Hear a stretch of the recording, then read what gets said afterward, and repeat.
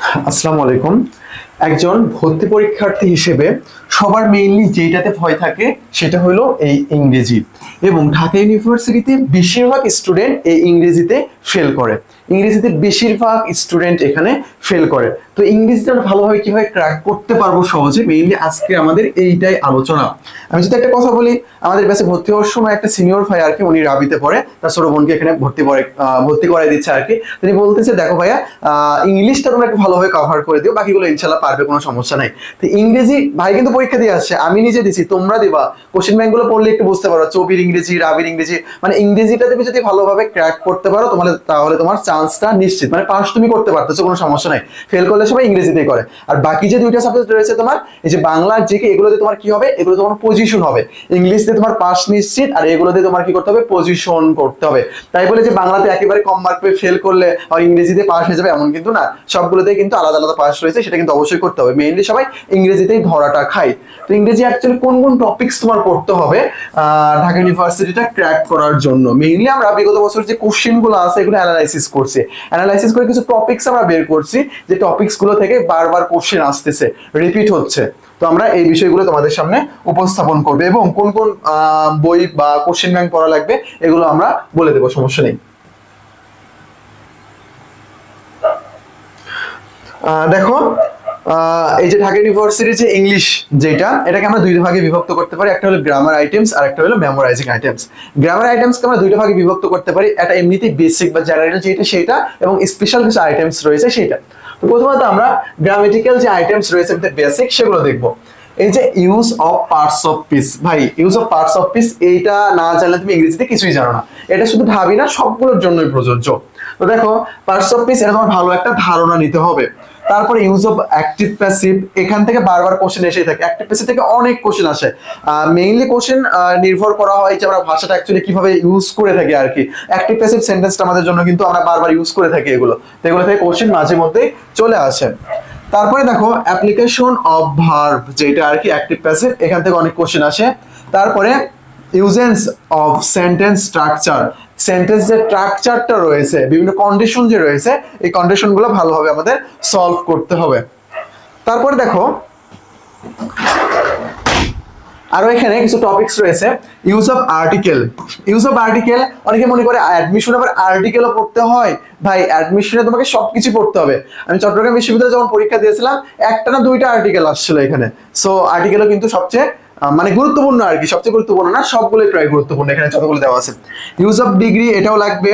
তারপরে identification, phrase, close আছে, subject of agreement, use of tense, তারপরে প্যাসেজ রয়েছে। প্যাসেজটা কিন্তু ঢাবির জন্য অনেক বেশি গুরুত্বপূর্ণ, মাঝে মধ্যে কিন্তু প্যাসেজ থেকে কোশ্চেন চলে আসে। তো কিভাবে প্যাসেজ সলভ করতে হয় এগুলো আমাদের ব্যাচে অনেক সুন্দর করে শেখানো হয়। তারপর ক্লিফটোফেলসের যে প্যাসেজগুলো আছে, যেগুলো চট্টগ্রাম বিশ্ববিদ্যালয়ের জন্য গুরুত্বপূর্ণ, এগুলো সলভ করানো হয়। তারপরে দেখো জেরান্ড পার্টিসিপল, জেরান্ড পার্টিসিপল এটা আমাদের মুখস্থ পারে, জেরান্ড পার্টিসিপল, জেরান্ড পার্টিসিপল, এগুলো কিন্তু অনেক বেশি গুরুত্বপূর্ণ।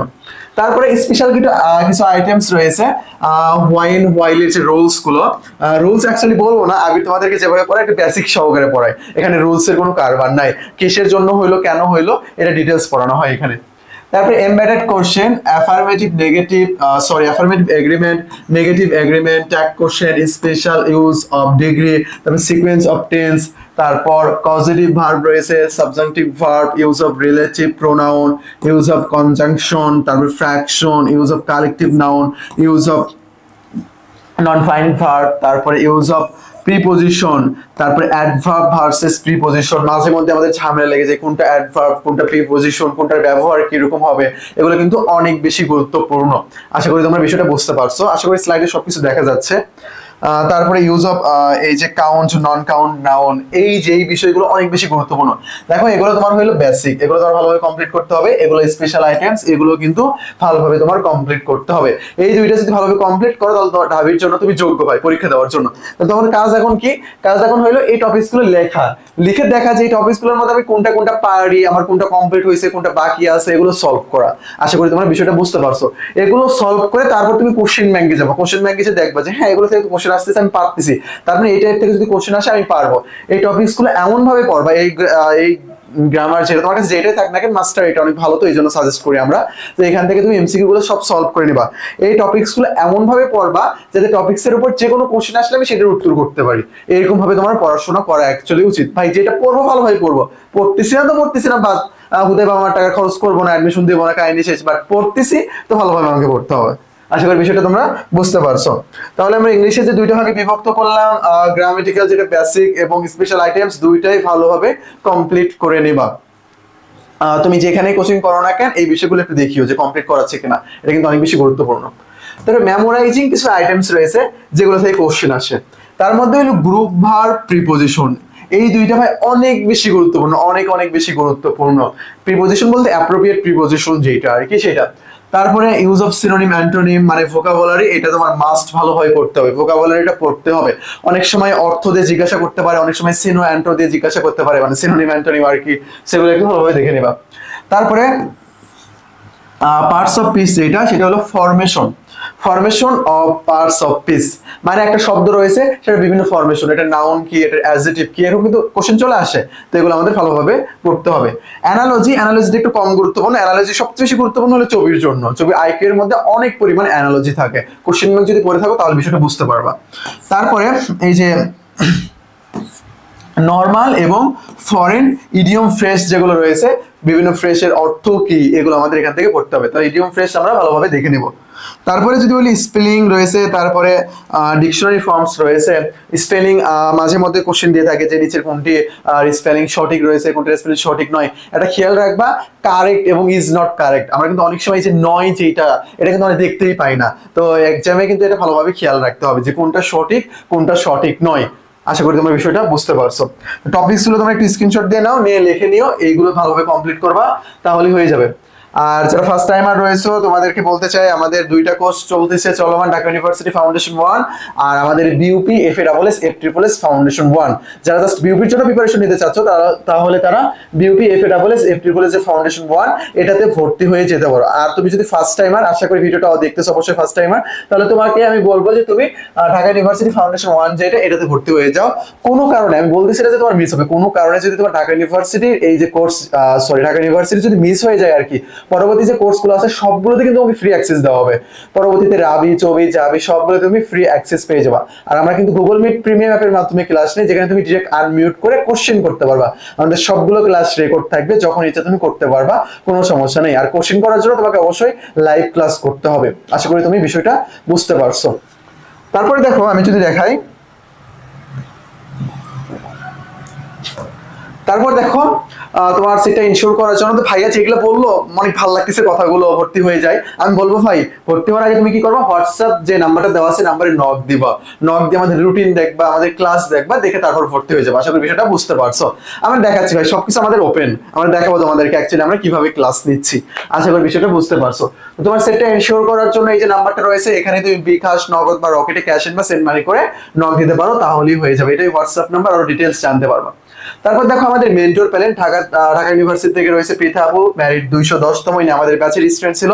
জাহাঙ্গীরনগর থেকে আমাদের দিলরুবা দিন আপু রয়েছে, তাসনিম জারিন রয়েছে আমাদের, জারিন তাসনিম আপু আর কি, ম্যারিড 27তম, উনি কিন্তু আইবিএ তে রয়েছে।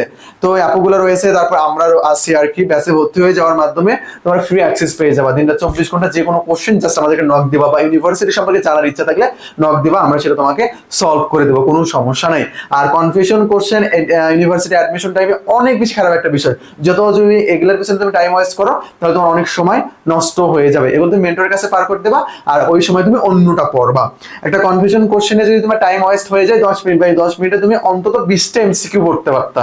সো এই টাইম গুলো ওয়েস্ট করা যাবে না, এটা তুমি মেন্টরদের উপর ছেড়ে দেবা, মেন্টর এটা সলভ করে দিবে। আশা করি বিষয়টা তুমি বুঝতে পারছো। তারপরে ইংলিশের জন্য তোমার অ্যাকচুয়ালি কি লাগবে, ইংলিশের জন্য আমাদের স্পেশাল একটা হ্যান্ড নোট রয়েছে। এই হ্যান্ড নোটটা তুমি ক্লিপস টোপেলস পড়তে পারো, ওখান থেকে যে বিভিন্ন গ্রামাটিক্যাল আইটেমস যেগুলো রয়েছে এগুলোতে কোশ্চেন হয়ে থাকে আগে আর কি, সেগুলো তুমি পড়ে নিতে পারো। আর অ্যাকচুয়ালি এখানে নাই আমি দেখাতে পারতাম, যখন তোমাদের বুক লিস্টে দেখাবো তখন একটা ছবি থাকবে, কোনো সমস্যা নেই। তারপরে বেসিক ক্লাসের স্লাইড রয়েছে, বেসিক ক্লাসের স্লাইড আমাদের যেটা, এটা অনেক বেশি গুরুত্বপূর্ণ। ওই যে এখন তোমাদেরকে দেই নাই, কিছুক্ষণ পর দেবো আর কি 10টা ফ্রি বেসিক ক্লাস আর কি, এই ক্লাসগুলো করলে তুমি বুঝতে পারবা। তারপরে মাস্টার গ্রামারটা অনেক বেশি একটা পারফেক্ট বই, ইংলিশ এমসিকিউ প্র্যাকটিস করার জন্য অনেক বেশি গুরুত্বপূর্ণ। তারপরে দেখো এখানে বইয়ের ছবি দেওয়া আছে, ওই যে মাস্টার, আর বাকি যেগুলো দেওয়া আছে এগুলো একটু চেঞ্জ হবে আর কি, লাস্ট যে আপডেটটা আসছে সেটা কভার চেঞ্জ করে ফেলছে। তো এই যে মাস্টারটা চেঞ্জ হয় নাই 2020 এর পর থেকে, এটা 21-এর এইটা। আর এই যে আমাদের হ্যান্ড নোট রয়েছে, এগুলো অনেক বেশি গুরুত্বপূর্ণ। আর ক্লিপস্টোফেলস এখানে মেবি দেওয়া নাই, আচ্ছা ওটা তোমরা বুঝে নিতে পারবো, হলুদের মতো আর কি। আচ্ছা ঠিক আছে তাহলে। তো দেখো আমরা মেইন যে কথাটা বললাম, আমরা কিন্তু গুগল মিট প্রিমিয়াম অ্যাপের মাধ্যমে ক্লাস নেই। ক্লাসের সময় তুমি ডিরেক্ট আনমিউট করে কোশ্চেন করতে পারবা, কোনো সমস্যা নেই। আমাদের তিনটা ব্যাচ চলমান, Dhaka university foundation 1 second timer, তোমাদের লাগতেছে না, বিপিএফএ এফএএস ফাউন্ডেশন 1 ফার্স্ট টাইমার অবহেলায় সময় পার করে দিচ্ছ। যারা সেকেন্ড টাইমার পড়াশোনা করতেছে তাদেরকে বলতে পারো আর কি, তাদের এখন যে পরিমাণটা কষ্ট হচ্ছে, ইউনিভার্সিটিতে চান্স পাইছে সবাই, সবাই মজা করতেছে, বাট সে নাই, মানে অনেক বেশি দুঃখজনক একটা ব্যাপার। সো ফার্স্ট টাইমার হিসেবে তুমি অনেক ভালোভাবে প্রিপারেশন নাও, অনেক অনেক শুভকামনা রইলো তোমাদের জন্য। আর আজকে মেইনলি আমরা ইংলিশে যে টপিকসগুলো দেখালাম, এই টপিকসগুলো একটু খাতায় নোট করে নেবা, নোট করে নিয়ে একটু দাগ কেটে কেটে পড়বা যে আমি কোনটা কমপ্লিট করা হলো ভালোভাবে। আশা করি বিষয়টা বুঝতে পারছো। তো এই পর্যন্ত আমাদের মেইনলি আলোচনা ছিল। আমি ছিলাম রাকিবুল ইসলাম, উইলেন অ্যাডমিশন কেয়ার থেকে। আসসালামু আলাইকুম। সবার জন্য কিন্তু অনেক অনেক শুভকামনা, ভালোভাবে পড়াশোনা করো, অবশ্যই অবশ্যই ঢাবিয়ান হতেই হবে। আশা করি তোমরা বিষয়টা বুঝতে পারছো।